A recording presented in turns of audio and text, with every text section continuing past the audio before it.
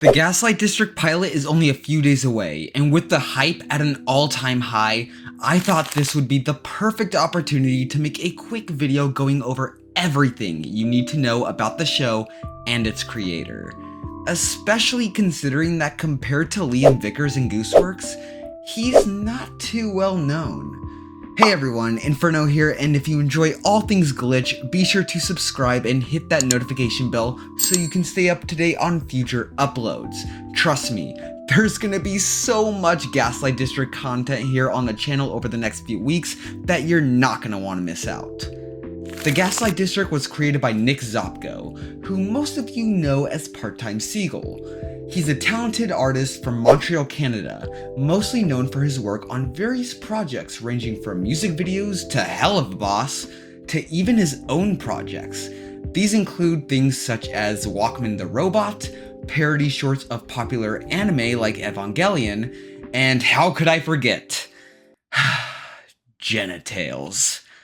A comic series about two best friends named Dick and Balls who go on a wild adventure together. And for obvious reasons, I will not be showing you any content from it, as I would like to keep my YouTube channel, thank you very much. Seriously though, I started reading it out of pure curiosity, and yeah, I just couldn't make it through. Maybe someday.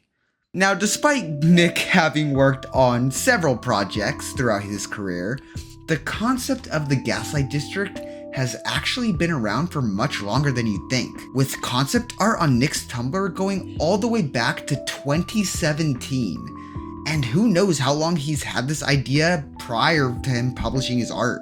We even get a look at the names of the Smiling Dead, which don't appear to be from the Gaslight District, but instead a place called Small Town. Maybe an early name for the Gaslight District?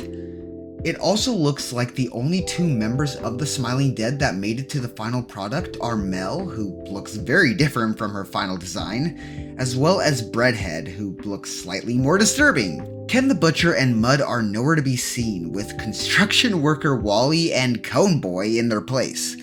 Although they're unlikely to be associated with the Smiling Dead at this point in development, I would still like to see them make an appearance of some kind, maybe as a side character or something. I just love their designs too much. Bring back Ed 2 while we're at it. Anyway, as you can tell, the Gaslight District has been in the back of Nick's mind for a very long time. However, at the time, it was uncertain whether or not these drawings would turn into something more or remain as just simple concept art. Fast forward to November 29th, 2022, Nick would release the first teaser for the Gaslight District, revealing that it would indeed become a full show. When I watched it for the first time, I was actually convinced that the series began as 2D before transitioning to 3D. But I was completely wrong. From the very start, the Gaslight District was always 3D animated. The original art style just so happened to give off a 2D effect. I know, I was surprised too. Only a few short months later, everything would change for Nick when a certain company you may have heard of got involved. Glitch Productions absolutely loved Nick's style and contacted him to work for them. From that point forward, the show would evolve into something I don't think he could have ever imagined. One of the biggest changes was obviously the art style. Originally going from looking 2.5D to resembling stop motion. Right off the bat, you can immediately tell that there was some serious Tim Burton influence, along with a bit of Coraline. It also gives me some Flapjack vibes too. I don't know if that's just me, but... Now, although we don't know too much about the show's plot, we have been given a little bit of info. The Gaslight District is a gothic crime drama about a family of undead gangsters who attempt to fight back for control over what's left of Earth after the end of the world. The Gaslight District itself is described as an island pulled from the sea, filled to the brim with immortal criminals and gangsters who have been cursed by God and abandoned, left to rot, fester, scab, and peel for all of eternity. Yeah, this show is definitely leaning more into the adult side of things. Sure, Digital Circus is mainly targeted at an older demographic, but it's still just tame enough for it to be enjoyed by younger viewers as well.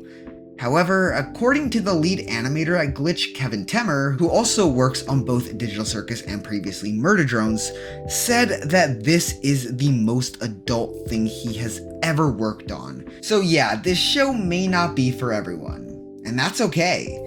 Even if the show doesn't get widespread appeal like Digital Circus due to its more grotesque nature, I'm sure it's still going to be huge. It's a Glitch show at the end of the day. Now, I probably missed a few things, but I still hope you were able to get a little more insight into the mind of Nick Zopco, and I genuinely hope that the Gaslight District blows up and becomes the next big indie hit, as it just has so much potential, and honestly, this may be one of, if not the most visually impressive indie shows I've ever had the witness of laying my eyes on. I know that sounds super overdramatic, but no, this show just oozes with so much style and eye candy. I love it. Also, Nick, if you're somehow watching this video, I would love to get an interview with you at some point. So many people, along with myself, have so many questions about this show and the creative process, and I think that would be so much fun. So yeah, hit me up. I don't know, he commented on one of my videos, so I figured it was worth a shot to try and reach him. Anyway, are you all excited for the Gaslight District? I would love to know your thoughts down in the comments below, and if you enjoyed this video and learned something new, please consider subscribing and hitting the notification bell so you never miss out on future uploads. Thank you all so much for watching, and until next time guys, this is Inferno signing off.